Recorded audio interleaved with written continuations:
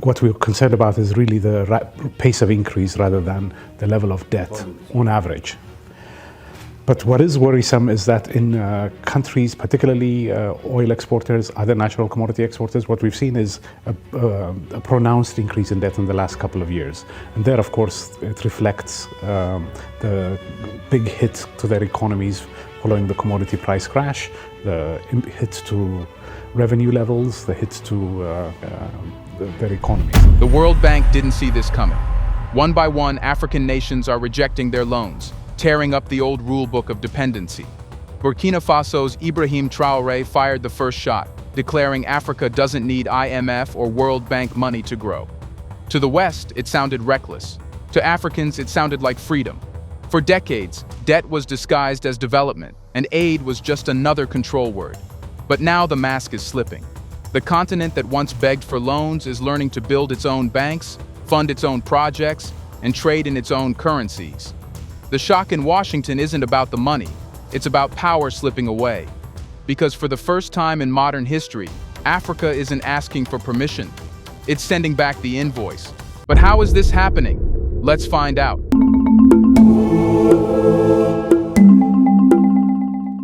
It started quietly, no gunfire, no revolution in the streets, just a sentence that ricocheted across the financial world. Africa does not need loans from the World Bank or the IMF to develop. Those were the words of Burkina Faso's president, Captain Ibrahim Traoré, spoken not as a slogan, but as a verdict. Within hours, Western analysts were scrambling. Inside the World Bank's African division, reports described growing unpredictability among member nations. The IMF's briefing papers, once filled with optimism about cooperation and reform, began to sound more like crisis notes. Because something had shifted, not in policy, but in spirit. Africa had begun to reject the language of dependency. For decades, the World Bank and IMF have operated like twin pillars of the post-colonial order, offering billions in loans wrapped in words like development, stability, and support. But behind those words were conditions. Privatize your utilities, cut your subsidies, freeze your wages, sell your land. And for years, African governments signed those contracts, believing this was the price of progress. That belief has now cracked. Burkina Faso's rejection of IMF and World Bank loans became the spark that illuminated a much larger mood across the continent.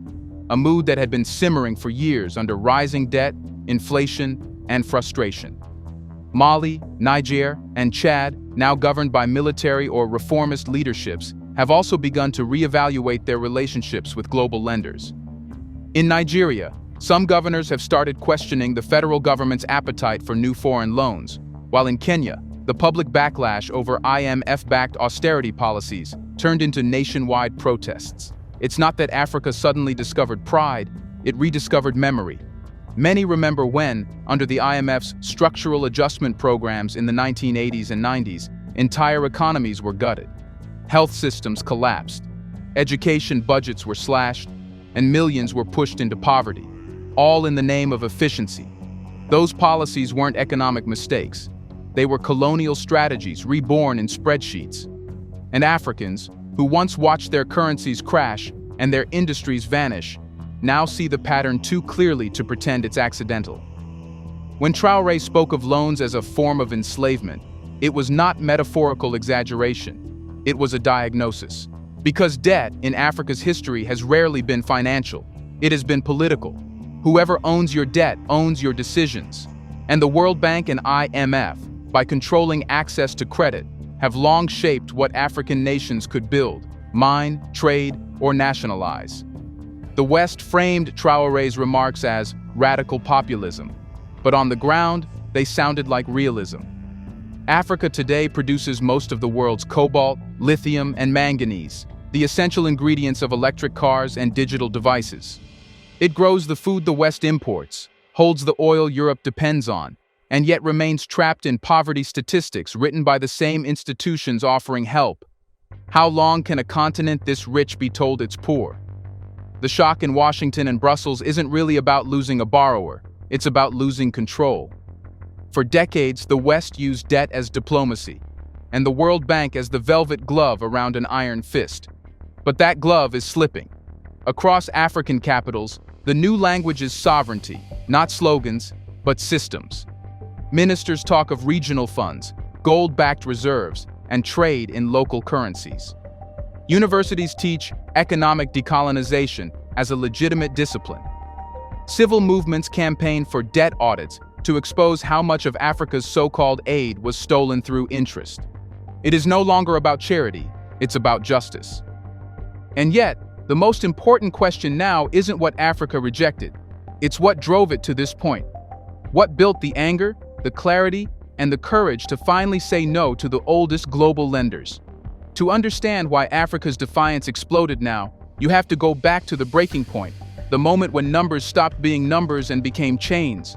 For years, African economies were presented as partners of the IMF and the World Bank, but in reality, they were patients, kept alive, never cured. The illusion was elegant. A loan here, a grant there, an infrastructure promise wrapped in diplomatic smiles. But beneath the paperwork, a quiet suffocation was happening. Debt wasn't helping nations breathe. It was tightening around their throats. It wasn't always visible at first. The World Bank's graphs showed progress, GDP rises, and fiscal discipline. But step into a rural hospital in Ghana, a school in Malawi, or a farmer's field in Zambia, and you would see the real cost of those numbers. Shuttered clinics, empty classrooms, soil drained for export crops. What was labeled reform in Washington meant ruin in Kampala and Accra. By 2020, something snapped. The pandemic exposed everything that had been hidden under the polite language of cooperation. The same Western lenders that had demanded budget cuts for years suddenly offered loans for recovery, loans that came with the same old conditions. Africans began asking, how can the same institutions that crippled our health systems now claim to rebuild them? The realization was collective. From Nairobi to Niamey, a generation of economists, journalists, and citizens began tracing the line between debt and dependency. They saw how nations that exported gold, oil, and rare minerals somehow had nothing left when crises struck. They saw how aid always came with instructions, what to privatize, who to trade with, and what to tax. And they realized this wasn't mismanagement, it was design. That realization turned into fury. By the early 2020s, African social media became an arena of economic re-education. Activists explained how debt forgiveness wasn't a gift, but a political trade-off. Journalists exposed how Western firms often won the contracts financed by the very loans they provided, meaning Africa borrowed money only to pay it back to the lenders' corporations. The scam had been hiding in plain sight. Then came the new generation of African leadership, young, pragmatic, and far less interested in being polite. They studied the failures of the past and drew a single conclusion: you can't negotiate freedom with the same institutions that profit from your bondage. Leaders like Ibrahim Traoré, Assimi Goïta, and Mahamat Déby Itno weren't born in boardrooms. They were shaped by instability, poverty, and the anger of a people tired of surviving on the world's terms. Their rejection of loans wasn't anti-globalism, it was realism. Africa finally understood that dependence was not an accident, it was the business model. Every bailout came with clauses that locked nations into a cycle of external control. And for many, the final insult came when IMF officials began prescribing climate reforms to nations that contributed less than 4% of global emissions, but paid the highest price for disasters they didn't cause. That was the last straw. So when the new wave of African leadership began rejecting IMF and World Bank loans, it wasn't rebellion, it was self-defense. The message was clear. Africa would rather build slowly with its own resources than sprint under someone else's leash. But rejecting loans is one thing, replacing them is another. A continent can't run on defiance alone. The next challenge was to create its own financial systems, its own architecture of independence. And that is the next chapter of this unfolding revolution. How Africa began replacing foreign debt with African capital, turning resistance into reconstruction. Let's pause for a second to say big thank you to the Black Culture Diary community, where Black voices, stories, and legacies are preserved and amplified. By becoming a member, you're not just supporting the channel, you're becoming part of a powerful cultural movement. Let's continue. Once a continent decides it will no longer live on borrowed breath, it must find its own oxygen. And that is precisely what Africa has begun to do. The rejection of IMF and World Bank loans was not a retreat into isolation. It was a redirection towards self-reliance. The question that followed every act of defiance was simple but urgent. If not their money, then whose? The answer came slowly, piece by piece, across the continent. It began with an idea that Africa's wealth was never missing. It was simply mismanaged. For decades, billions of dollars in gold, oil, and minerals left African soil each year, while the same nations begged for loans that barely covered their losses. Leaders began realizing that sovereignty wasn't about finding new lenders. It was about keeping what was already theirs. The Sahel Alliance, Burkina Faso, Mali, and Niger became the first to translate that realization into action. After expelling Western military bases, they turned to their treasuries and mines. Gold that once filled French banks was now being refined domestically. Revenues once deposited in offshore accounts were being redirected into national development funds. For the first time in modern history, these nations started building sovereign financial systems, not copies of European models, but structures rooted in their own resources and trade realities. Meanwhile, across the continent, a new language of cooperation was emerging. The Pan-African Payment and Settlement System, a financial network allowing countries to trade using local currencies, was quietly changing the rules of commerce. No more conversions through the US dollar, no more dependency on foreign exchange reserves controlled abroad. An exporter in Ghana could be paid directly by an importer in Kenya, both using their national currencies. It sounds technical, but its symbolism is revolutionary. Africa trading with Africa, not through London or New York. And it didn't stop there. In 2025, several nations began discussing the creation of regional development banks, institutions funded by African capital and directed by African policy priorities. The idea was to replace the World Bank's paternalism with a model of partnership. If one country had capital, another had resources, and a third had labor, then together they could build without asking for permission. Ethiopia's nuclear deal with Russia, Zimbabwe's AI factories financed by local and Chinese investors, and Kenya's digital currency pilot are all chapters of this new financial narrative, one where Africa invests in itself. In southern Africa, new agricultural credit systems are emerging where local cooperatives lend to farmers at community-set interest rates, freeing them from international lenders who once dictated food policy from thousands of miles away. But perhaps the most profound shift is psychological. For years, Africa's financial elites were trained to measure success by Western approval, credit ratings, IMF compliance, and investor confidence. Now, a quiet revolution in thought is underway. Economists are writing new textbooks about resource-backed banking, where gold, oil, and agricultural exports serve as collateral for domestic lending. Universities in Dakar, Abuja, and Kigali are producing a new generation of financial thinkers who no longer dream of working for the World Bank. They dream of replacing it. Still, this transformation is not without resistance.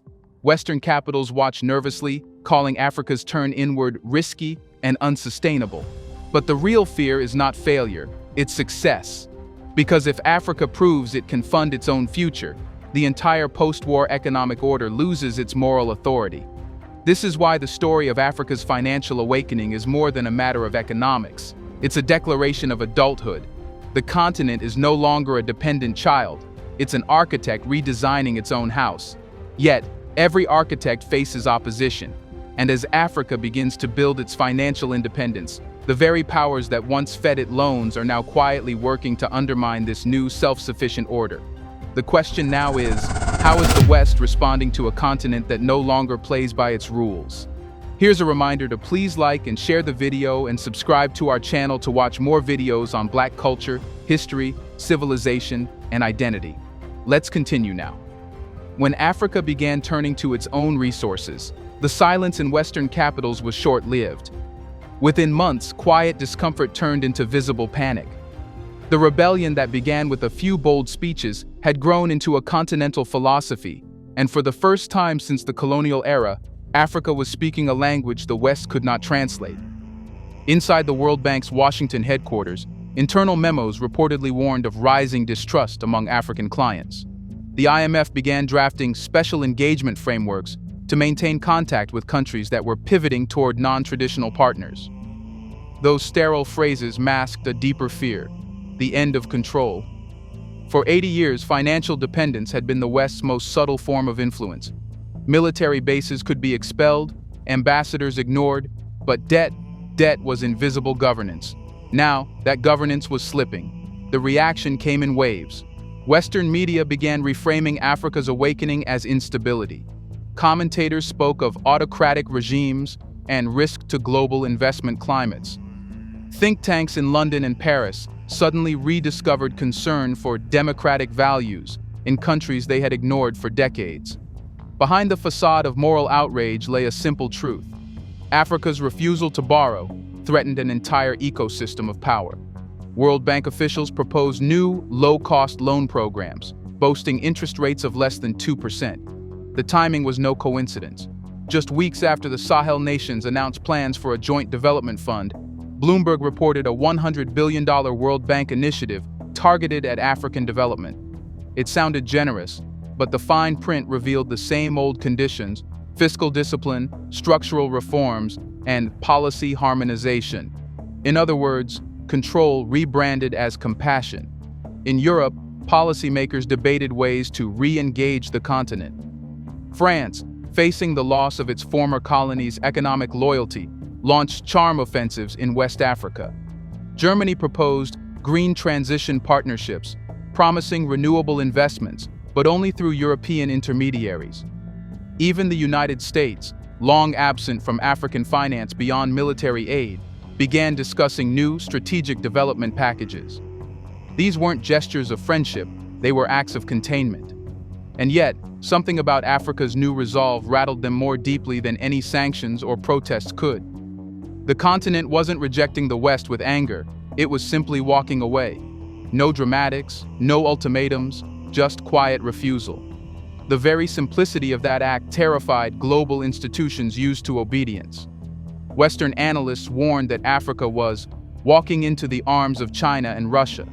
But the truth was more complex. Africa wasn't switching masters, it was experimenting with multipolarity. Deals with Russia for energy, with China for infrastructure, and with Gulf nations for trade were not signs of submission. They were signs of choice. The same choice the West had always reserved for itself. The response from the Bretton Woods institutions grew desperate. Reports surfaced of technical delegations visiting African capitals to advise on fiscal stability. Behind those diplomatic phrases were attempts to reassert influence. But the world had changed. African leaders, once intimidated by Western economists, now negotiate from a position of confidence. They knew what their gold, lithium, and oil were worth. And more importantly, they knew that the world needed them. By late 2025, the panic had turned to propaganda.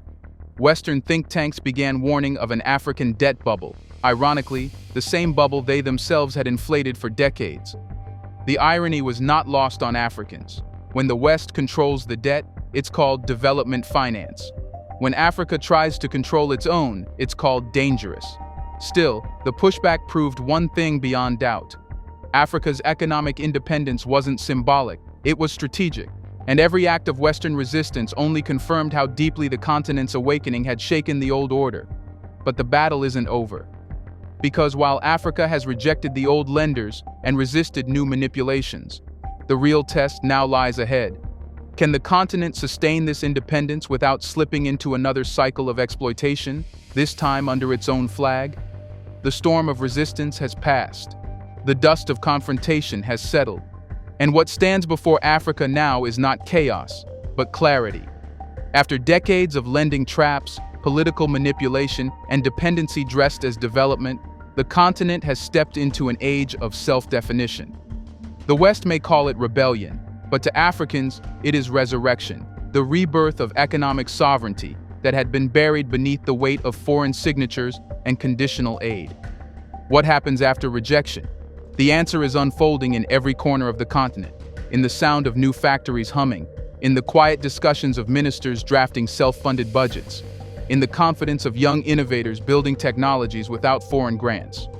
Africa is no longer asking what the world can give it. It is asking what it can create for itself. The shift is visible in numbers, but it is rooted in philosophy. Countries are reimagining the very meaning of wealth. Where once development was measured by foreign investment, it is now measured by local ownership. Where aid was once the oxygen of economies, now self-financing through natural resources, taxation reform, and intra-African trade is becoming the lifeline. Burkina Faso's new postal bank project, financed entirely through domestic gold reserves, is a striking example. Its model is simple: circulate national wealth within the nation, invest profits back into agriculture and industry, and expand without debt. In Nigeria, governors are experimenting with community development funds sourced from local revenues instead of external loans.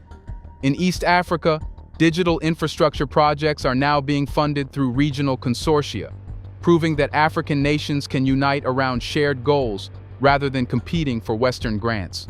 And in the South, Zimbabwe's move to build AI and tech manufacturing hubs using joint ventures with African and Asian partners symbolizes something bigger than innovation. It represents trust. For decades, Africa was told to distrust its own potential. Now, collaboration is being redefined on African terms, not as dependency, but as exchange. The next stage of this transformation lies in resource-backed finance. African nations are realizing that gold, cobalt, lithium, and oil are not bargaining chips. They are currency.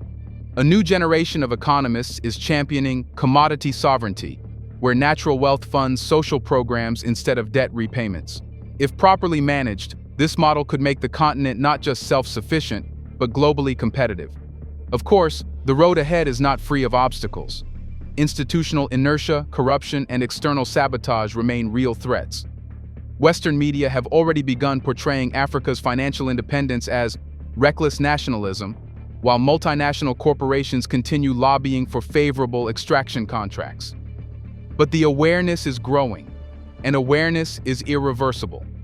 The generation now entering leadership positions understands that foreign debt was never designed to lift Africa, only to contain it. More importantly, Africa's financial awakening is igniting a cultural one. From universities to grassroots movements, the conversation has shifted from aid and reform to ownership and restoration. African youth, the youngest population on Earth, are no longer waiting for miracles from Washington or Brussels. They are demanding accountability from their own governments and insisting that progress means independence, not permission. The spiritual tone of this new era is striking. It isn't loud or vengeful, it's confident. Africa is not turning its back on the world, it's turning toward itself. It's learning that unity is more powerful than loans, and cooperation is more lasting than charity. The same continent once described as emerging is now teaching the world what economic rebirth looks like when it grows from the inside. The West will continue to predict collapse. Analysts will warn of instability. But what they fail to grasp is that Africa's rise isn't a moment, it's a correction of history. For centuries, Africa's wealth built the modern world. Now it will rebuild itself. The rebellion that began with a rejection has evolved into reconstruction. The old financial masters are no longer being fought, they're being left behind. Because Africa has finally understood the greatest truth of all. The most powerful loan is not one you take, but the one you never need. And in that realization lies the continent's quiet, unstoppable revolution. Do you believe Africa's rejection of IMF and World Bank loans marks the start of true independence, or the beginning of another global power struggle? Let us know in the comments section.